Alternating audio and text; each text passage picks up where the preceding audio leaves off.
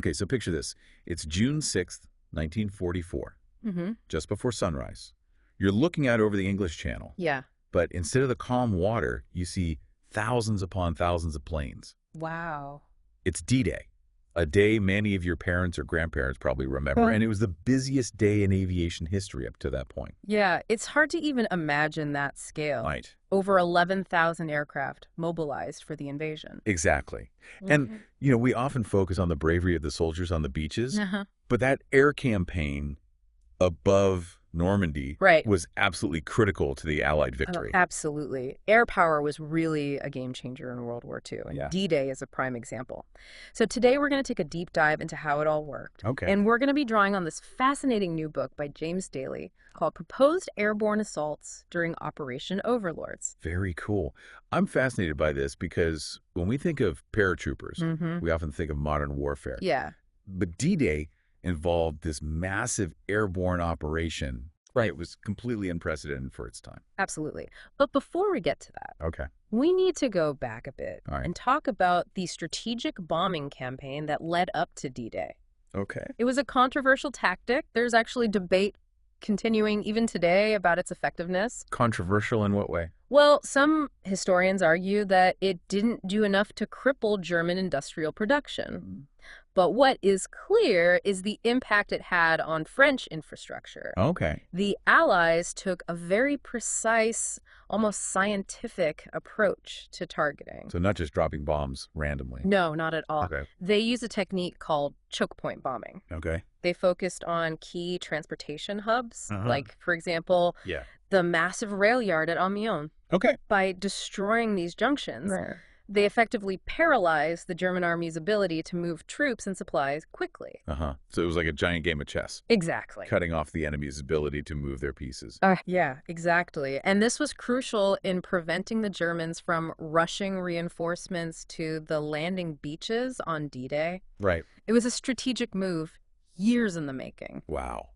And I imagine the psychological impact, too. Absolutely. Not just the physical damage, but the constant fear of being bombed. Absolutely. The Germans knew the Allies controlled the skies, and that must have been incredibly demoralizing for them. Right. Imagine the pressure on German commanders, Yeah. knowing they couldn't move their troops safely or predictably. On the flip side, that air superiority Right. must have been a huge morale boost for the Allied troops. Absolutely. Knowing you have that kind of air cover, Yeah, it's like having an invisible shield protecting you. precisely. And that shield was the result of years of attrition and outproducing Germany. By D-Day, the Allies had a staggering number of aircraft at their disposal, Wow. which freed up their fighter planes for various tactical roles. I remember reading in Daly's book about how they perfected the art of tactical air support in North Africa. They're using fighter bombers to attack ground targets with pinpoint accuracy. Yes, and what's really fascinating is they had developed a system for ground troops to call in air support via radio. Oh, wow. So imagine you're an Allied soldier pinned down by enemy fire. Uh-huh. You could actually call in a fighter bomber to take out that machine gun nest. Wow, that's incredible. Like Yeah. having your own personal air force on call. Right. It's hard to overstate how terrifying that must have been for the Germans. Oh, yeah. You're hunkered down in a trench, Right. and suddenly the sky is filled with the roar of fighter planes. Yeah. And then, boom, rockets and bombs raining down. There are accounts of German tank crews abandoning their perfectly good tanks just from the sheer terror of those attacks. Wow. Even if they weren't hit directly, Right. the psychological impact was immense. Okay, so we've got strategic bombing crippling the German infrastructure, Right. and fighter bombers providing close air support. Uh-huh. What else was happening in the skies on D-Day? Well, we can't forget the airborne operations. Right. We're not just talking about a few paratroopers here and there. Yeah. We're talking about 3 entire divisions landing behind enemy lines. That's mind-boggling. Yeah. What was the goal of these airborne landings? Well, it was twofold. Firstly, they wanted to secure key strategic points inland, Okay. like bridges and road junctions, Uh-huh. to prevent the Germans from sending reinforcements to the beaches. Okay. And secondly, they needed to protect the flanks of the seaborne landings. Yeah. Imagine those troops coming ashore, vulnerable on the beach, Yeah. and suddenly they're being attacked from the sides. Yeah, that would have been a disaster. So the airborne troops were essentially creating a buffer zone. Exactly. And one of the most daring operations of the entire D-Day invasion was the capture of Pegasus Bridge by British paratroopers. Pegasus Bridge. That name rings a bell. Refresh my memory on that one. But this bridge was absolutely crucial because it controlled access to a key canal and a main road leading inland from Sword Beach. Right. The British knew if the Germans held this bridge, Yeah. they could easily pour in reinforcements and potentially push the Allied troops back into the sea. High stakes. So how did they manage to capture it? It was an incredibly precise and daring operation. Okay. They used gliders, silent, engine-less aircraft, Wow. to land a small force of paratroopers right next to the bridge. Wow. And they had to land with incredible accuracy Right. in the dead of night Right. to avoid alerting the German defender. I can't even imagine the skill involved in landing a glider in the dark, let alone right next to a heavily defended bridge. It's a testament to the months of training these paratroopers and glider pilots went through. They Mhm. practiced over and over again, Right. refining their approach, Yeah. learning to land those gliders within inches of their target. Wow. And on D-Day, they pulled it off flawlessly. That's incredible. It's like something out of a movie. And this operation was actually a precursor to the kind of helicopter-borne assaults we see in modern warfare. It really highlights the enduring importance of that tactic, inserting troops quickly and silently behind enemy lines. So you've got these paratroopers landing all over the place, Right. seizing key objectives. Yeah. I bet that created absolute chaos for the Germans. Oh, you're absolutely right. The Yeah. Germans were completely disoriented. Yeah. They didn't know where the main attack was coming from. Right. They were receiving reports of paratroopers landing all over Normandy, and they struggled to piece together a clear picture of what was happening. So while the landings at the beaches were the main event, Right. the airborne landings were like a massive distraction, Exactly. sowing confusion and keeping the Germans guessing. Exactly. And to add to the mayhem, Okay. the Allies also employed a clever bit of psychological warfare. Oh, They dropped thousands of dummy paratroopers. dummy paratroopers. Yeah, nicknamed Ruperts. Okay, what were those for? These dummies were made of burlap and straw, Okay. and they were designed to simulate paratroopers landing. They would be dropped from planes along with real paratroopers, Okay. and the idea was to confuse and distract the German defenders. So to make them think there were more paratroopers than there actually were? Exactly. Wow, that's brilliant. Yeah. And probably pretty demoralizing for the Germans, too. Yeah. Like they were being attacked by ghosts. Yeah. And get this, some of the Rupert dummies were even fitted with explosives What? to create even more chaos and noise. Wow, talk about psychological warfare. Right. It's amazing how much thought and planning went into every aspect of the air campaign. Absolutely. From the long-range bombing to the fighter support to those daring airborne operations, the air war played a decisive role in shaping the battle for Normandy. It's like they were playing a whole different game than the Germans. Yeah, A game the Germans weren't even prepared for. that's a great way to put it. So we've covered a lot of ground here. The strategic bombing, Mm-hmm. the fighter support, Yeah, those daring airborne assaults. right. What stands out to you the most so far? For me, it's just the sheer scale and complexity of it all. Yeah. Thousands of aircraft, coordinated attacks, and these incredibly daring operations behind enemy lines. It's hard to even wrap your head around it all. I agree. Yeah, It was a massive undertaking. it really was. A logistical and strategic marvel Absolutely. that ultimately helped turn the tide of the war. Yeah. Yeah, it's really remarkable when you think about it. And all this was happening in the very early days of military aviation, too. Right. They were really figuring things out as they went along, Mhm. pushing the boundaries of what was possible. It's amazing how they managed to coordinate all of it, Yeah, especially when you consider that back then right. they didn't have satellites or drones for reconnaissance. Uh-huh. How did they get that crucial bird's eye view of the battlefield? Well, they had these specially equipped reconnaissance aircraft Okay. flying high above the action. Mm-hmm. These planes would take photographs and use radar to map the terrain and pinpoint enemy positions. So even back then they had radar technology. Oh, absolutely. Radar was revolutionary during World War II. Wow. And the intelligence gathered by these reconnaissance flights Right? was vital. Yeah. It was fed back to commanders in real time, Okay. giving them a constantly updating picture of the battle as it unfolded. Yeah, that's a great. So they weren't just flying blind. No, not at all. They actually knew where the German defenses were strongest Right. and where their troops were concentrated. Exactly. And this real-time intelligence allowed them to adjust their plans on the fly. Like, Yeah. if they spotted a heavily defended area, Yeah. they could reroute troops Right. or call in airstrikes to soften up the target before sending in ground forces. That makes you wonder about Omaha Beach. Right. You know, the landings there were notoriously brutal. Yeah. Could better air support have made a difference? That's a tough question.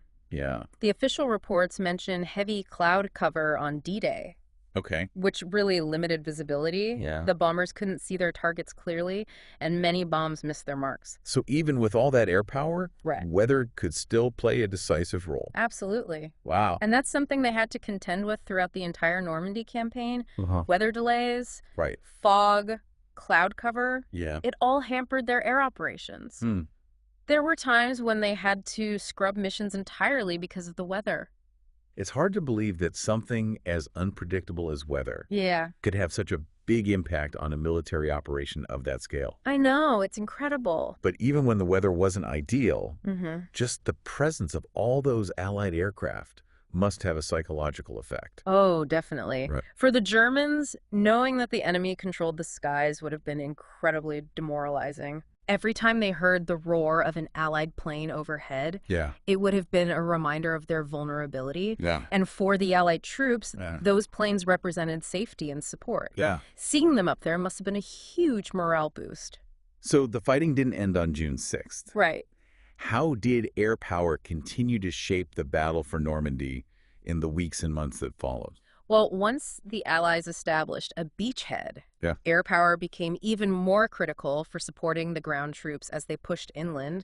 Fighter bombers were constantly in action, Boy. attacking German positions, Yeah. disrupting their supply lines, and preventing reinforcements from reaching the front lines.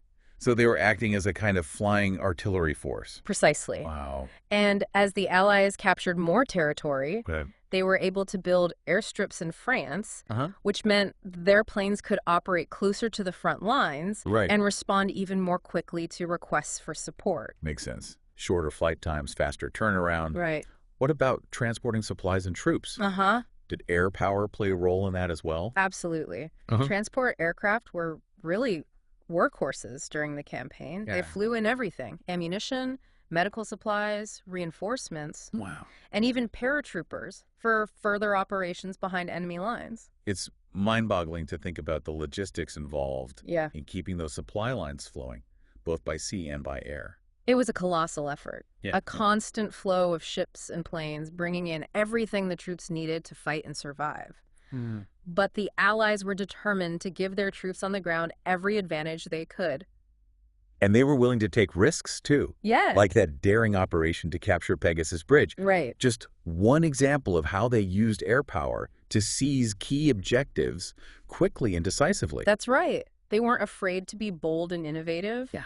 And it paid off. They were constantly pushing the boundaries of what was possible with air power. It's important to remember, too, Yeah, that this was still a relatively early stage in the development of military aviation. absolutely.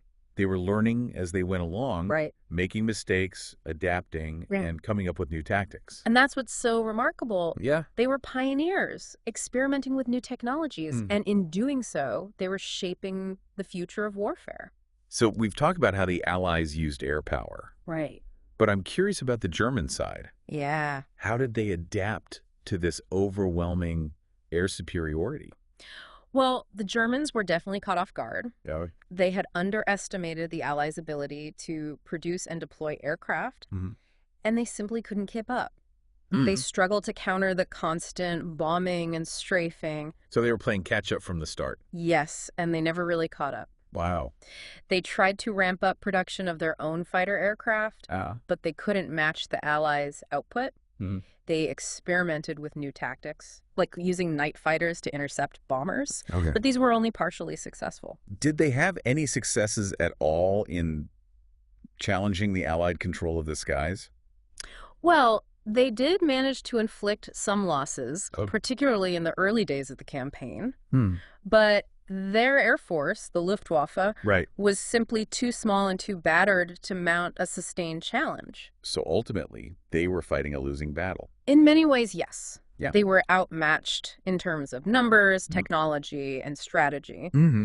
And as the campaign went on, Right. the Luftwaffe's ability to operate effectively dwindled even further. It must have been incredibly demoralizing for the German troops on the ground. Absolutely, Yeah. knowing they couldn't rely on air support. Yeah, the constant threat from above Yeah. would have weighed heavily on their morale. Absolutely. And the lack of air cover left them incredibly vulnerable to attack. Exactly. It's a stark reminder of just how crucial air superiority is in modern warfare. It really is. And the lessons learned in Normandy had a profound impact on military thinking for decades to come. We've covered a lot of ground here. You have. From the strategic bombing campaign Yeah. to the tactical use of fighter bombers, Mm-hmm. the incredible logistical feats, and the Wow. psychological impact of air power. Right. It's clear that air power was absolutely instrumental in the Allied victory. Absolutely. But it's important to remember that behind all the statistics and this strategic analysis, Yeah. there are human stories. Of course. Stories of incredible bravery, Yeah. sacrifice, and skill. You're right. We've been focusing on the big picture. Right. But what about the individual experiences of the pilots and aircrew flying those missions? Exactly. What was it like to be in the cockpit during those intense battles? That's where we'll pick up after a short break. Okay. We'll be right back to dive deeper into the personal stories of the air war over Normandy. Okay, so we're back, and I'm really looking forward to hearing those personal stories from the air war. You know, it's one thing to talk about the big picture, Right. but to really get a sense of what it was actually like for those pilots Uh-huh. to be up there in the thick of it. Well, Daly's book includes this fascinating account from an Australian Spitfire pilot Okay. who flew 2 sorties over the beaches on D-Day. Wait, sorties. For those of us who aren't fighter pilots, Right. what exactly does that mean? Good point. A sortie is essentially a single combat mission flown by a single aircraft. Okay. So in this case, the pilot flew 2 separate missions over the Normandy beaches on June 6th. Got it. So 2 harrowing flights into the heart of the invasion. Yeah. What was his mission? Well, his job was to patrol the skies above the beaches Okay. and engage any Luftwaffe aircraft that tried to interfere with the landings. Right. But as we discussed earlier, the German Air Force was so depleted by that point, Yeah. he didn't actually encounter any enemy fighters. So he basically had a front row seat to the entire invasion. Exactly. But from the air. He described flying across the channel, Wow. watching the landing craft approach the shore, Uh-huh. witnessing the troops storm the beaches, Yeah. all while keeping a watchful eye out for enemy aircraft. And then, as the sun began to set, Right. he flew back to England. Wow. To see all of that unfolding beneath you? Right. Well, it must felt like witnessing history in the making. He said it was an experience he'd never forget, Yeah. and it really brings home the human side of the air war. Yeah. It wasn't just about machines and bombs. Right. It was about individual acts of courage and determination. It's incredible to think that in just those 2 flights, Yeah. he probably saw more of human history unfold than most of us will ever see in our lifetimes. You're absolutely right. And his story is just one of thousands. Right. Every pilot and crew member had their own unique experience, Huh. their own challenges and triumphs. So we've talked about the strategic bombing, Right. the fighter escorts, the airborne operations, Yeah. the reconnaissance missions, the logistical challenges. It's clear that air power was essential for the success of D-Day and the battle for Normandy. It really was. But are there any other, lesser-known aspects of the air war that you find particularly fascinating? Well, there are so many fascinating details that often get overlooked. Yeah. One that stands out to me is the role of air-sea rescue. Remember, thousands of Allied aircraft were operating over the English Channel and the Normandy coast, Right. and inevitably some of them were shot down or crashed. Yeah, that's a chilling thought. Yeah. What happened to the pilots and crew who went down? Well, the Allies had actually developed a sophisticated air-sea rescue system. Oh, wow. They used high-speed launches, Okay. seaplanes, and even helicopters to pluck down airmen from the water. Helicopters in World War II. Yeah. I didn't realize they were that advanced at that point. They were still in their early stages, Okay. but they proved to be incredibly valuable for air-sea rescue, Hmm. especially in rough seas where boats couldn't get close enough to the downed airmen. It's amazing to think about the lengths they went to Yeah, to rescue their downed airmen. absolutely. It speaks volumes about the value they placed on human life, Right. even in the midst of such a brutal conflict. Yeah. And these rescue missions were incredibly dangerous for the rescuers, too. They were Right. flying into potentially hostile territory, Mm-hmm. often under fire, to save their comrades. So as we wrap up this deep dive into the air war over Normandy, Yeah. what do you think is the most important takeaway for our listeners? I think the biggest takeaway is that air power was absolutely decisive in the Allied victory. It wasn't just a supporting element, it was a game changer. Right. The Allies understood the potential of air power, and they used it masterfully.